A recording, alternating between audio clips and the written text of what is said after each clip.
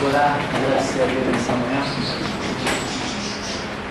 Amado Deus, Pai querido, nós te glorificamos por estas misericórdias que nos mantém de pé, que nos sustenta na tua direção, ó Deus, porque verdadeiramente temos visto que o Senhor é Deus nas nossas vidas. E o mais, ó Deus, nós ainda te suplicamos, se há em nós algum caminho mau, dá-nos graça, repreende-nos, exorta-nos e edifica-nos para andarmos na tua presença. Não estamos aqui, ó Deus, como quem sabe, mas aqui estamos como quem precisa aprender. Por isso, nesta manhã te pedimos, ensina-nos, ó Deus, pois cremos na tua palavra e ela diz que sem o Senhor nada podemos fazer. Capacita-nos, ó Deus, porque nós sabemos que a tua palavra diz que nenhuma capacidade vem de nós mesmos.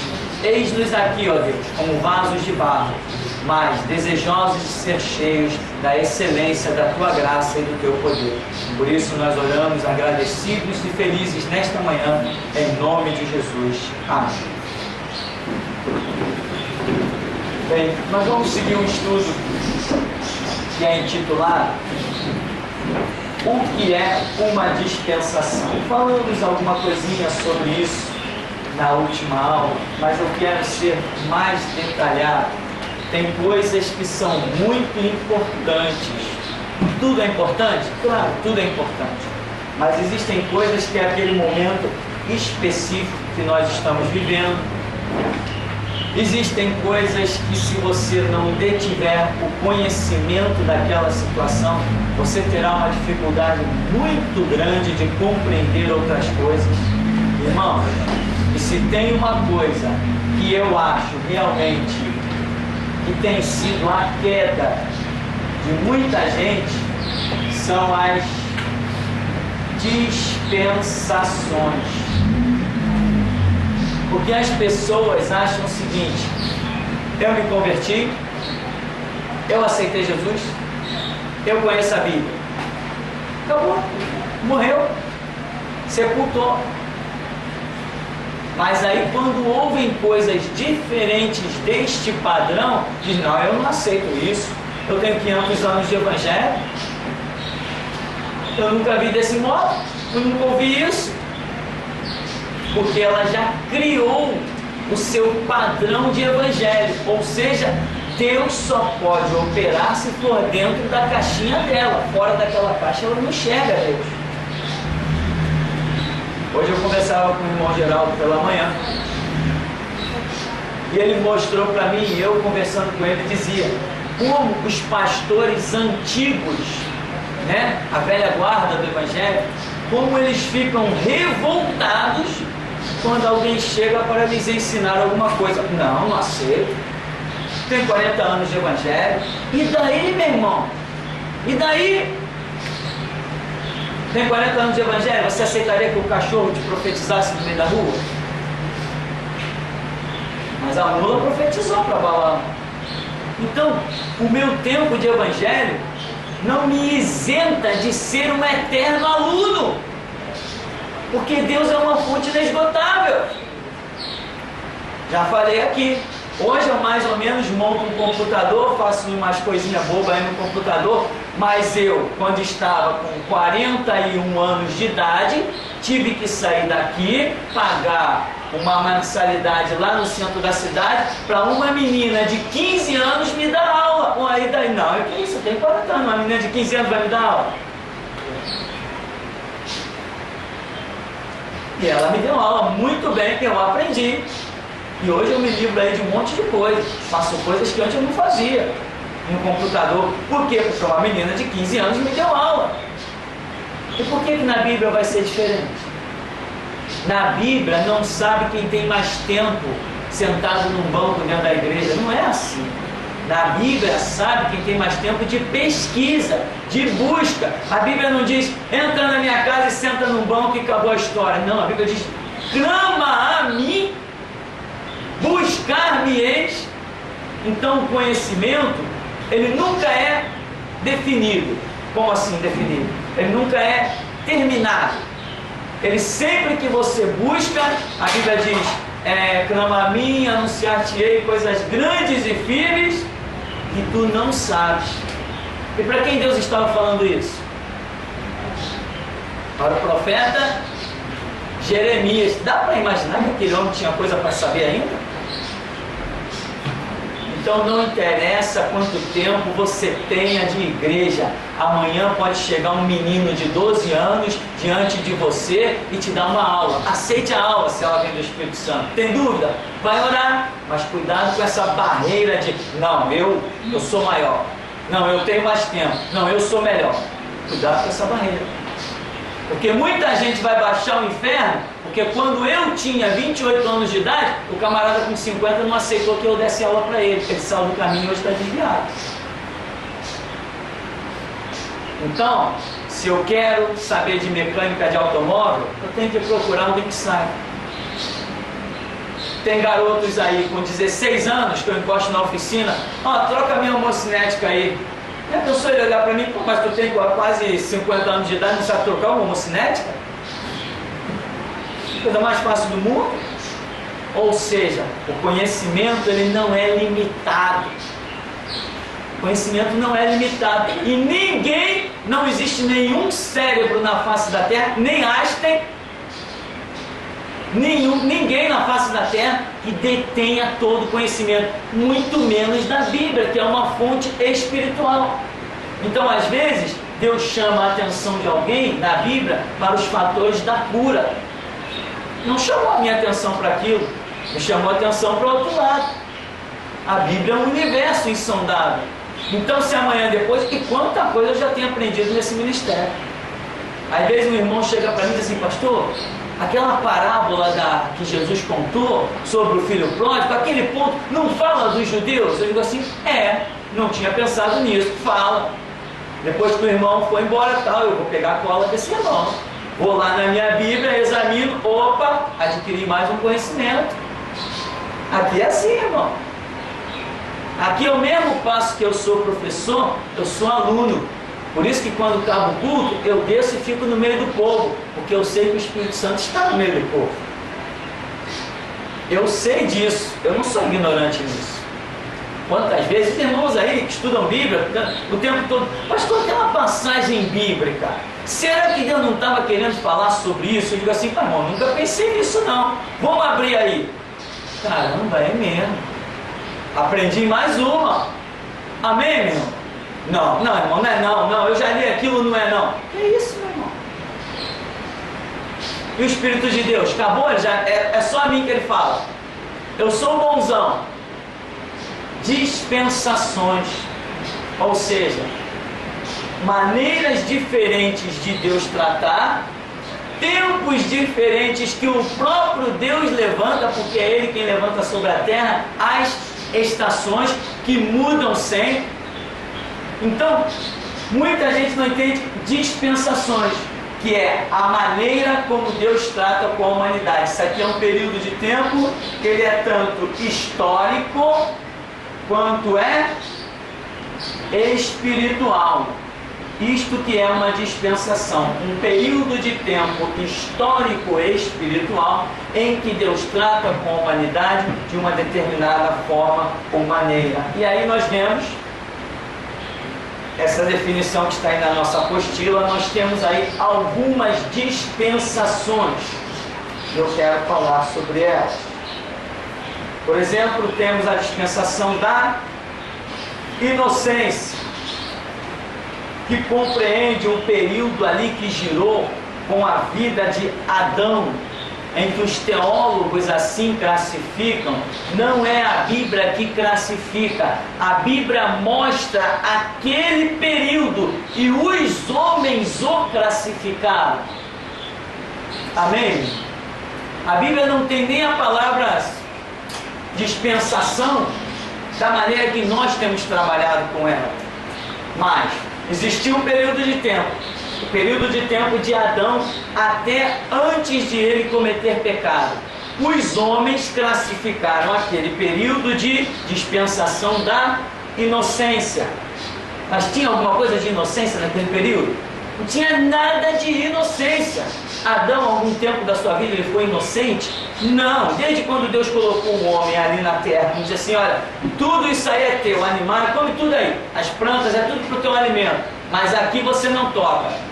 Então Adão tinha alguma inocência? Não, se ele foi advertido a não tocar, não tinha nenhuma inocência.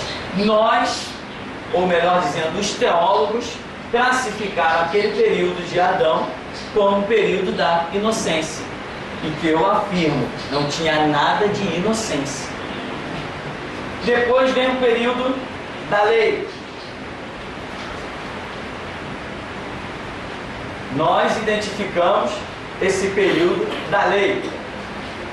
Classificamos como período da lei, em que Deus deu a Moisés as leis, depois que Israel saiu do Egito. Ora, mas antes de Israel sair do Egito, eles já não tinham uma lei? Os homens classificaram esse período a partir de Moisés como período da lei. Ora, mas antes disso, Israel já tinha sua lei. Temos depois o período da consciência. O que é esse período da consciência? Presta atenção. A lei, ela vai se estender até... A Bíblia até diz assim, a lei durou até João Batista, não é isso? Mas não vamos entrar em questões muito detalhadas. Nós identificamos um livro que ainda trata da lei, é o último livro do Antigo Testamento, que é o livro de Malaquias. Malaquias é o último livro do Antigo Testamento, e então claramente nós percebemos que a lei está aí sendo profetizada, as questões da lei, interpretações da lei, está indo até ali o livro de Malaquias. Então, nós estamos falando de um período chamado consciência, que ainda está dentro do grande período chamado lei, em que a nação de Israel está se guiando pela lei. Só que esse período aqui chamado consciência é um período em que a nação de Israel ficou sem líderes espirituais. Não tinha sacerdote, não tinha juiz, não tinha... Era uma nação muito grande e não tinha líderes no meio da lei. Então era um período chamado consciência, em que a Bíblia diz assim, cada um fazia aquilo que achava melhor segundo o seu coração. Existiu este período, ou seja, Deus foi dando à humanidade várias dispensações e foi tratando com eles, até que hoje nós estamos na dispensação chamada dispensação da graça, que também é subdividida, mas muita gente não entende. Então vamos ver, tivemos a dispensação dos reis, mas ainda debaixo da lei. Davi foi rei, mas Davi era regido por quê? Não era pela lei? Saul foi rei, Salomão foi rei. Então nós vemos aí um período dos reis, dispensação dos reis, mas ainda dentro de uma grande dispensação da lei. Ou seja, a lei é a dispensação, a consciência, os reis são subdispensações. Nós vemos ainda uma dispensação clara, que é a do sacerdócio. Deus está tratando com muita clareza através dos sacerdotes. Nós vemos esse sacerdócio, depois ele vai ser submetido a Roma. Deus está tratando com a nação de Israel, mas ali eles estão numa dispensação complicada. Eles tanto têm o sacerdócio, né? Diz que Anás e Caifás eram sumos sacerdotes. Tem o sacerdócio, mas eles estão sob um domínio romano e Deus está tratando com eles? Está. Jesus Cristo nasceu quando? Exatamente no período mais controverso, mais complicado da história. Foi nesse período de tumulto, um sacerdócio abalado, um domínio estrangeiro. Não foi aí que Jesus Cristo nasceu? Herodes não mandou matar depois todas as crianças de 2 anos para baixo? Jesus Cristo nasceu no período mais conturbado da história. E a Bíblia diz que Jesus Cristo nasceu na plenitude dos tempos, ou seja, no momento exato, no melhor tempo, no projeto de Deus. Ou seja, um Deus que para ele independe o tumulto, ele cumpre os seus planos. Depois nós temos então uma dispensação que vai entrar depois de que Cristo, né, vem ao mundo. Nós entramos na dispensação da graça, ou como alguns costumam chamar, dispensação da fé, porque ali Jesus Cristo diz: se tu creres, verás a glória de Deus. Ora, se eu crer, para que eu creia, eu tenho que crer em alguma coisa. Então, a graça foi trazida por Jesus Cristo. O que é a graça? O sangue de Cristo derramado pelos pecados da humanidade, a obra redentora de Cristo. Aí vem Jesus, depois que ele vai realizar essa obra, ele diz: se tu creres. Então nós hoje estaremos vivendo a dispensação da fé, que é fundamentada, é uma fé que tem que ser direcionada a esta graça trazida por Jesus Cristo. Então, por isso chamada também de dispensação da fé. E por que fé? Porque não adianta, todos os sacrifícios que a lei pediu, eles foram cumpridos na pessoa do Senhor Jesus. Então, hoje eu só posso andar pela fé. Diga-se de passagem, tem muito crente enganado por aí, né? Nós vamos ter mais adiante um estudo chamado O Fim do Jejum. E esse estudo mostra que muitos cristãos não estão andando pela fé, porque eles estão sendo legalistas. Eu jejuei, Deus vai me dar. Não, eu jejuei. Ai, como a minha alma está livre, eu jejuei. Então ele está se auto-justificando. Isto não é fé. Fé é quando você confia em algo que alguém fez por você. Mas se a sua confiança é no que você mesmo faz por você, você está se auto-justificando. Você não está sendo justificado pela graça, pelo sacrifício de Cristo. E aí, meu irmão, um monte de crente andando assim, ó. Capenga. Nunca vai ver ministério. Você tem que crer em Jesus Cristo e não crer no seu auto-sacrifício, auto-flagelamento. É o que mais tem por aí. São pessoas que creem no seu auto-sacrifício. Não, eu dei meu dízimo. Ah, Deus vai me abençoar. Eu dei meu dízimo. Estou comprando Deus, vai ter que me abençoar. Aliás, que tem por aí umas igrejas que é assim, né? Eu dei meu... Não, eu sou dizimista. Deus, tu vai ter que me abençoar. Está abençoando, a gente está vendo de todos eles, né? Resultado. É esse aí. Então, dispensação da fé. Depois brevemente, nós teremos uma dispensação chamada Reinado do Anticristo, que agora, depois do arrebatamento da igreja, ou até um pouquinho antes, já vai despontar este reinado do Anticristo. O mundo estará sujeito a uma ação direta do diabo, que vai estar reinando aí, como alguns teólogos costumam dizer, o diabo encarnado, né? Ou nós dizemos assim, um homem cheio do espírito do diabo, inspirado por Satanás. Seja como for, haverá um governante mundial visível, carnal, se poderá tocar nele e ele estará reinando sobre o mundo todo. E depois disso daí, depois do reinado do Anticristo, vem o milênio. Estas são falando de forma direta, as dispensações que estão determinadas sobre a humanidade. Estamos aqui no tempo da graça, e daqui a pouco o reinado do Anticristo, que vai durar quanto tempo? 7 anos. Depois, milênio, que entendemos pelo sentido da palavra, portanto as expressões bíblicas, que será literalmente o período de 1000 anos, quando Jesus Cristo descer no Monte das Oliveiras, para dar livramento a Israel, que estará cercado pelos exércitos inimigos, a tal da batalha do Armagedon. Aqui encerra-se a história da humanidade sobre o planeta Terra. Depois, a Bíblia diz: eis que vejo novos céus e nova terra, e pesquisando esses novos céus e essa nova terra, não é um céu e terra desse que nós conhecemos, é algo espiritual.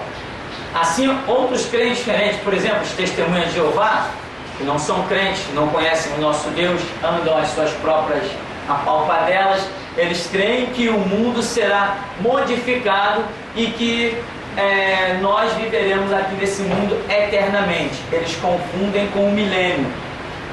O milênio haverá essa restauração do planeta e as pessoas durarão 600, 700, 800 anos, né? A Bíblia diz que se alguém pecar somente aos 100 anos será amaldiçoado. Isso existirá, mas não é o fim, não é a eternidade sobre a terra. O milênio é um período de 1000 anos em que será passageiro, não é eterno. Mas depois a Bíblia diz de novos céus e novas terras, e esses novos céus e essas novas terras, para mim, pelo que pesquisei e estudei, já se depara com a eternidade, né? No final do milênio, tem algo que eu não coloquei aqui, a chamada batalha final. O milênio será encerrado como uma batalha final. Parece que toda dispensação, de alguma maneira, ela é encerrada com um tipo de guerra. Isso é um sinal que eu tenho. Todo fim de dispensação se encerra com algum tipo de guerra. Por exemplo, não vou entrar nos detalhes anteriores, mas você vai lembrar facilmente. Quando Babilônia foi invadir Israel, ali a coisa estava virando. Jeremias está pregando, olha, Jeremias é a restauração daquele povo naquele período. Então a coisa está virando, está tendo uma guerra ali violenta. Nós vemos, por exemplo, domínio romano em Israel. A coisa está virando, Jesus está nascendo ali. Está pegando fogo. E que fogaréu, né?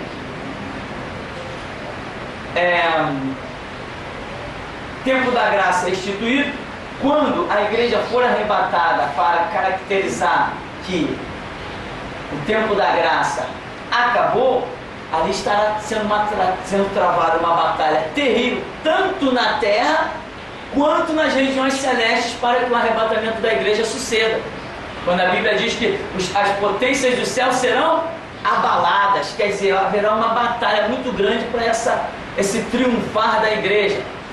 Nós vemos aqui, quando o anticristo está reinando, em que Jesus Cristo vem implantar o seu milênio, estará acontecendo uma batalha. Qual é? A batalha do Armagedon. Zacarias 14, farei com que todos marchem contra ti e saibam que eu te amo, contra Israel. No final do milênio, a batalha final. Sempre. E é aí que muita gente que não conhece as dispensações vive a pregar e a tentar viver um Deus de paz, paz, paz, paz, paz, paz, paz. Quando acontecem as guerras, quando a pessoa está vivendo naquele tempo que é a virada da dispensação, que vem a guerra, ela não suporta. Não é esse o evangelho que eu conheço. E ela não vai adiante. As concepções psicológicas dela não permitem que ela vá adiante. Mas eu já identifiquei que no final da mudança de cada dispensação existiu algum tipo de guerra.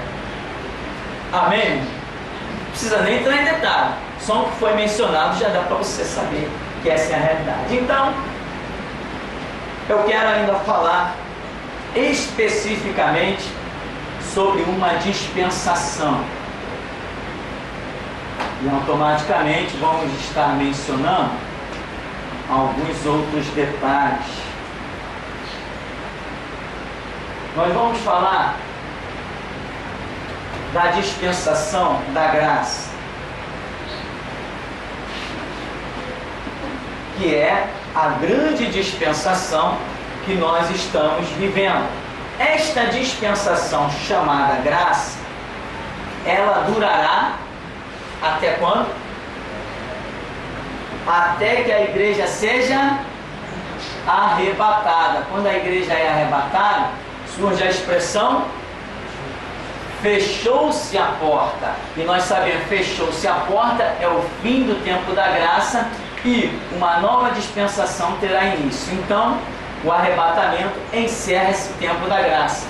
Esse tempo da graça nós já estamos vivendo aí, galopando por ele já há mais de 2000 anos. E eu particularmente digo, chega, já basta. A igreja já fez o que tinha que fazer, acabou-se. 2000 anos, já chega, acabou esse sistema. Não dá mais para suportar. As bandeiras do arco-íris, você sabe qual é, né? A bandeira do homossexualismo, a bandeira de tudo que não presta está sendo hasteada. Os sacrifícios de cristão lá na Índia, na China, no Afeganistão, tem até uns vídeos no nosso site, são coisas horripilantes. Já chega, já basta. É o que o nosso ser clama, né? Acabou, Deus, chega, dá um basta nisso tudo. Ficar entre nós 2000 anos, para mim, é mais do que suficiente. Inclusive a Bíblia diz que Jesus Cristo ressuscitou quando? Na manhã do terceiro dia. Ou seja, 2000 anos, 100 anos que começam o terceiro milênio.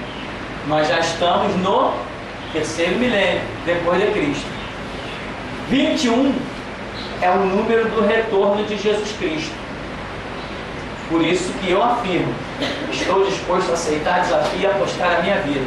Jesus Cristo volta agora, neste milênio, no século 21. Então a igreja teve aí, vamos arredondar, 2000 anos para fazer o seu trabalho.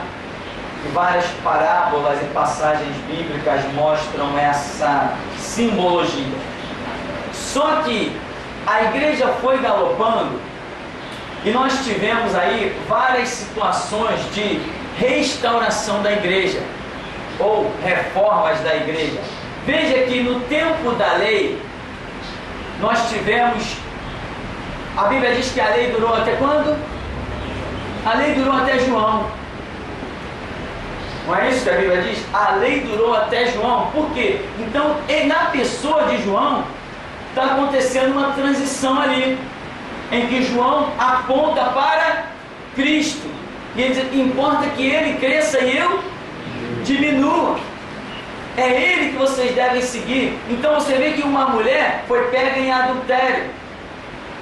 E eles disseram, mestre, a lei diz que ela tem que ser apedrejada. Mas tu que dizes?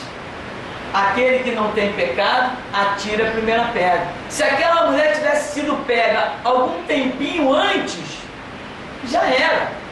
Mas ela foi pega exatamente na transição da lei para a graça. Jesus aí vem e diz, aquele que não tem pecado, atira a primeira pedra. Instituindo já, mostrando a instituição do tempo da graça.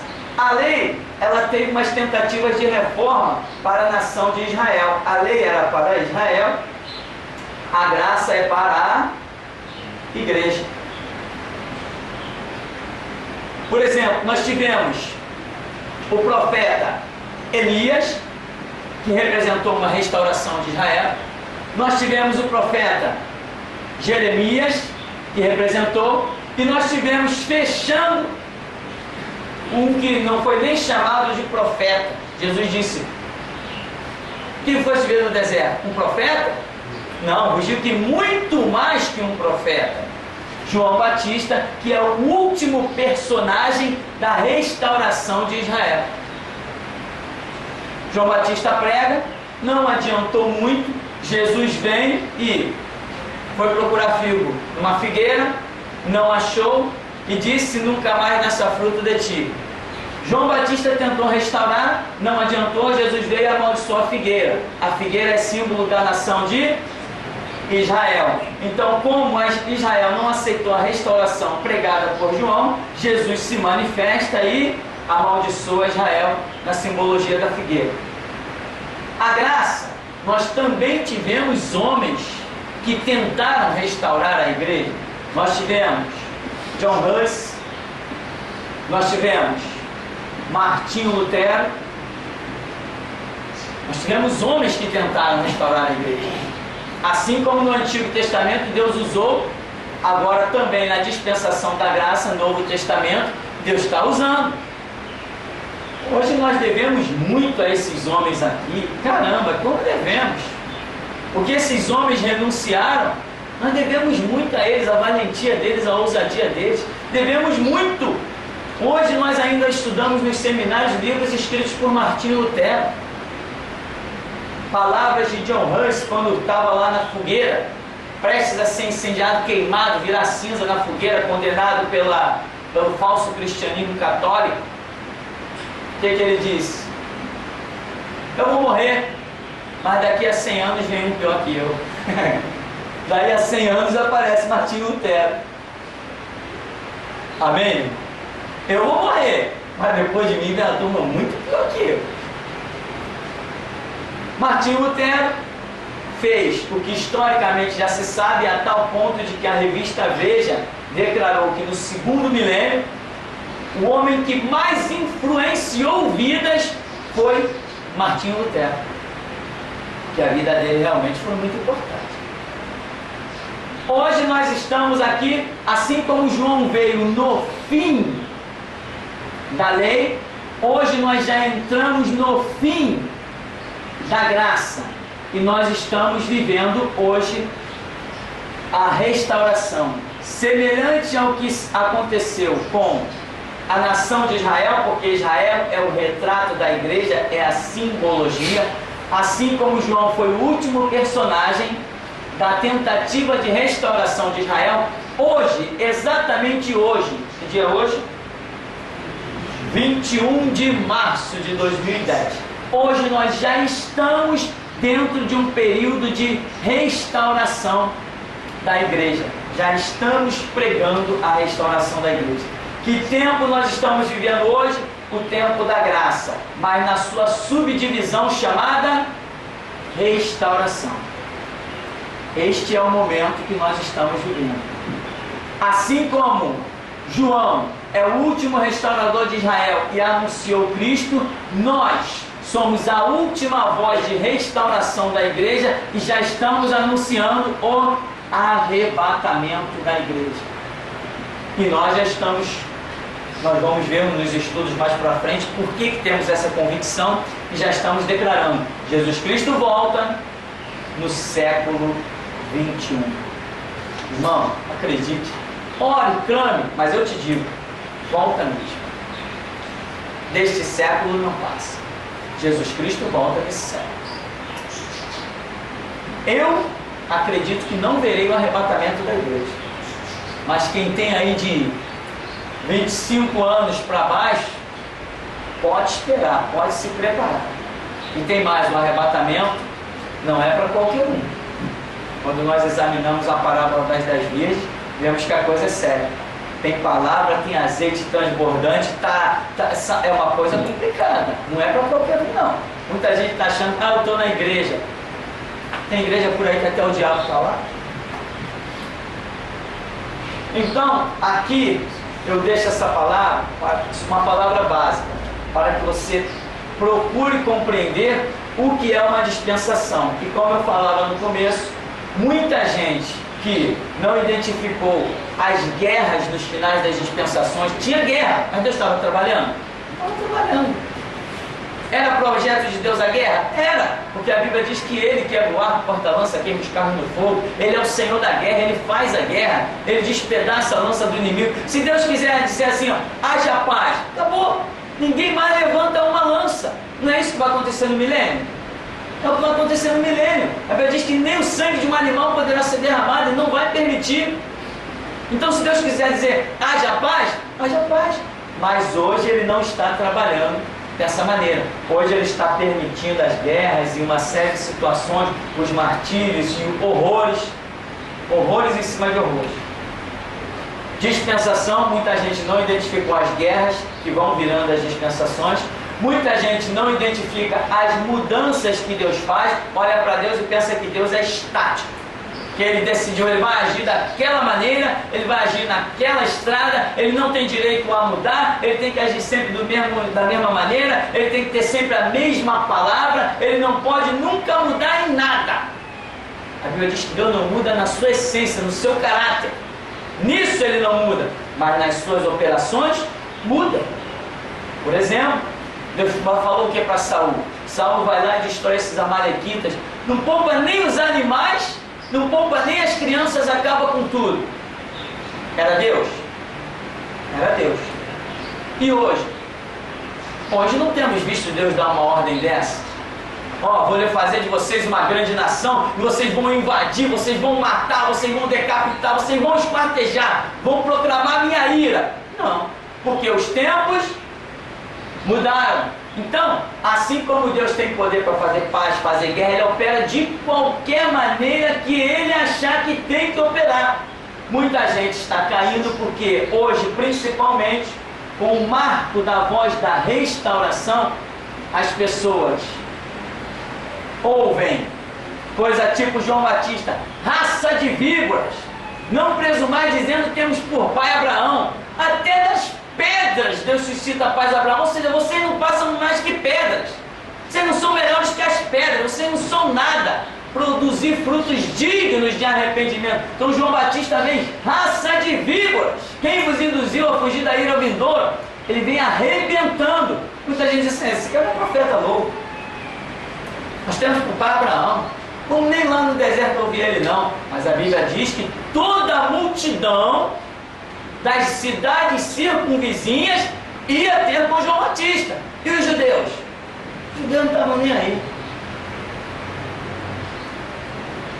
Assim também, no final da era da igreja, a restauração traz a mensagem, uma das mensagens mais horripilantes, um sistema de denúncia terrível contra todo e qualquer sistema, seja ele eclesiástico, religioso, ou seja ele político.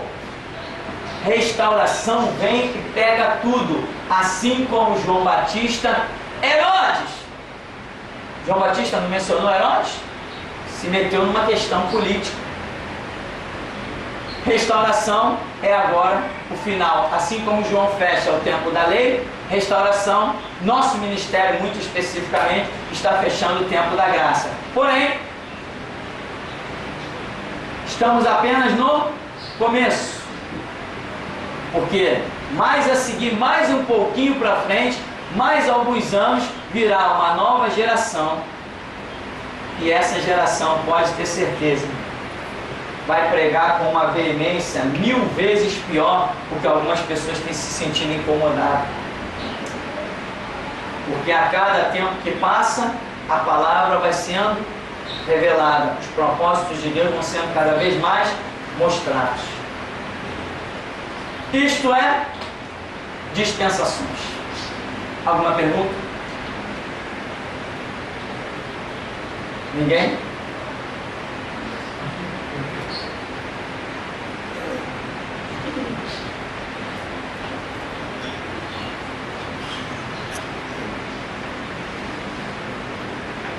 Sobre o estudo que você está dizendo, você está falando sobre o arrebatamento, até a respeito da vinda de Jesus Cristo no século XXI. Aí ele está falando assim, e realmente eu estava estudando, na vez passada, que não será nem no final e nem no meio, será muito antes, o arrebatamento do século, não será no final e nem no meio, quer dizer, será antes. Não, veja bem, o arrebatamento, o estudo que nós temos, foi interessante a colocação do irmão, porque eu já vi outras confusões a respeito desse estudo, mas porque pela falta da observação, pela distração, na verdade, do detalhe. O que acontece? Eu fiz um estudo, Jesus Cristo volta no 3º milênio. O que é um milênio? É um período de 1000 anos. Aí eu digo, e não será nem no fim e nem no meio, será antes, mas eu estou me referindo ao milênio. Eu estou dizendo, não será nem no fim e nem no meio. Jesus Cristo volta bem no começo do milênio. No começo do milênio é igual a século 21. Então, quando eu digo que Jesus Cristo volta no começo do milênio, ou seja, nós estamos no 3º milênio. Vamos lá, 10 anos do 3º milênio. Nós temos 990 anos pela frente. Eu digo, ninguém se iluda achando que Jesus Cristo virá no final desse milênio. Ainda tem 1000 anos. Ou então, pelo menos, se ele vem no meio, ainda tem 500 anos. Não. Ninguém se iluda achando que Jesus Cristo vem no meio ou no fim deste milênio. Aí eu digo, ele vem no começo.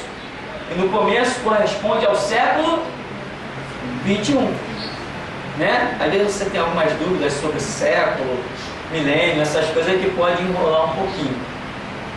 Tá? Mas então é isso. Ele não virá no fim, nem no meio do milênio.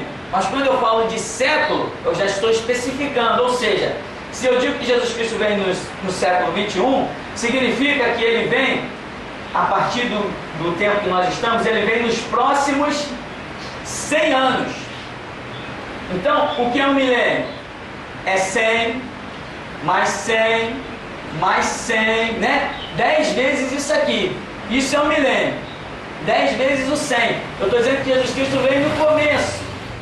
E para mim é no primeiro cento.